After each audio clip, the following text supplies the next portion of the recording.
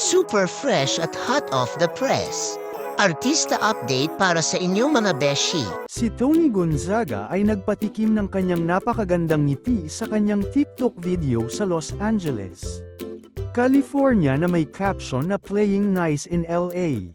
Talagang napansin ang kanyang natural na kagandahan, kaya't hindi na nakapagtataka na agad na napa-comment ang kanyang kapatid na si Alex Gonzaga.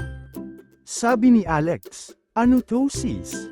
Na sinagot naman ng isang fan na naglalaro siya "Me pretty pretty Han". Lahat ay sobrang hanga sa kanyang angking kagandahan, na hindi maiwasan ng isang tagahanga na magkomento, "Miss Tony Gonzaga, you are arrested for being too gorgeous."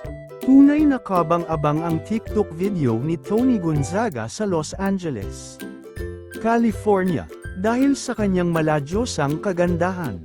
Ang pinaka-nakaagaw ng aking atensyon ay ang komento ng isang fan na nagsasabing, "Baka magkaroon ng baby number 3 sa ganda-gandahan mong yan.